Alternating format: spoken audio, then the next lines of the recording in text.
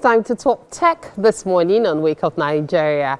And for that, we have Etim Ukorebi, a creative director, brand consultant, and the founder of Ubricon, and of course, Etim Ukorebi Brand Consult. He is here to discuss the future of African creativity in the age of AI. Great to have you on the show, Etim.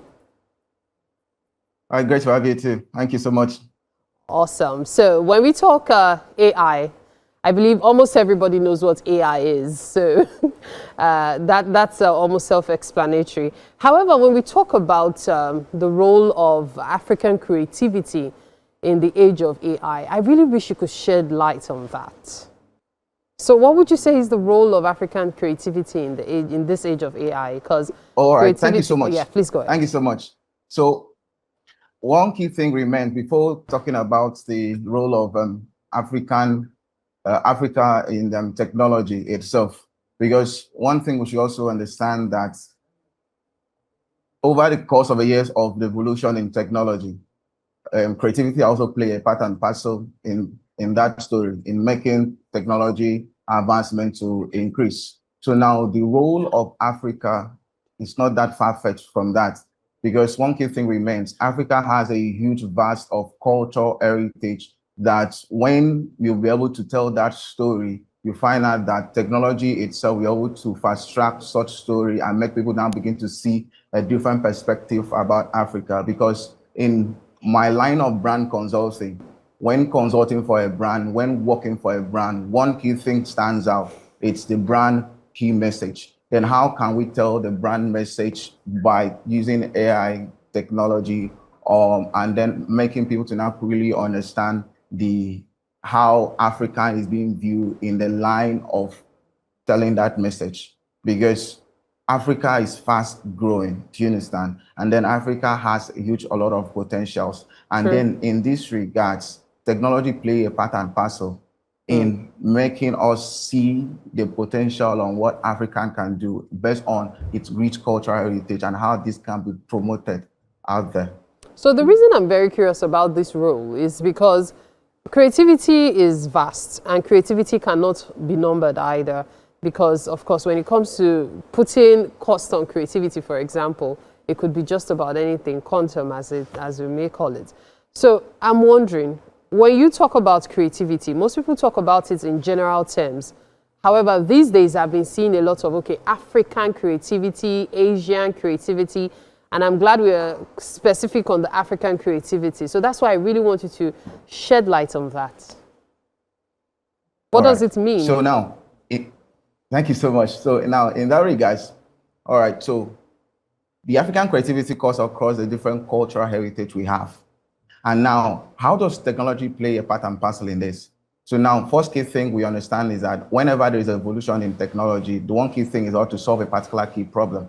And then in African creativity, we have various forms of textile, we have various forms of, because you see in design how we are able to incorporate some of our textile creativity into our brand designs. And now you see when working on a brand, some brands will come up with patterns, and you now see those kinds of architectural patterns or African patterns being put out there in brand designs. So now what I'm saying in essence is that when it comes to African creativities, there is always that uniqueness, there's always that message it portrays, that when one comes in contact with that, one can actually understand that this is a message you're trying to portray. Because in African creativities, we see stories across the timeline, across each generations, which speaks about the cultural heritage, where this was originated from, and what is the importance of that. And now bringing it into today's ecosystem, where we are looking at the African creativity and the technological advancement. Now you see many people, many creatives and many creators, when they're trying to tell their story, most of them began to put the uniqueness of Africa in it. You see that creative tone, because in branding, we call it a brand image, we call it a tone of that particular concept of what you're trying to put out there, that people can actually really resonate. Okay, this is where this one is coming from, this is what this one is speaking about. So this is also to express the uniqueness of whatever is being put across as well, right? Yes, certainly. So we have, when we talk about culture, Africa is known for it. I mean, we have several languages, we have several cultures. How do you express all of these? I believe it's a bit simpler when you only have to deal with 1 or 2 or 3 languages that are not so different, but we're talking about diverse cultures here. How do you marry it all using AI? All right. Thank you so much. So now, one key beautiful thing about when it comes to African creativities and its culture is that do you understand the diversity and how to incorporate those diversity? Now you'll see as a creative person in what I do is that I'm able to manage difference of this diversity, difference of this creative thinking. So one key thing about one of my experience when I went to Qatar and then their museum. So what really fascinated me about the museum was the textile part of the museum, and then see different lines, different shapes, different textural work, and now begin to inform me on how to incorporate this into design. So why am I bringing this? I'm bringing this up based on the textile part of it that kind of resonate with what African perspective and African culture is. So now, one other thing is that being able to marry both of these diversities and then begin to understand that first, there is an origin, there is a root where African comes from, where we all agree as one.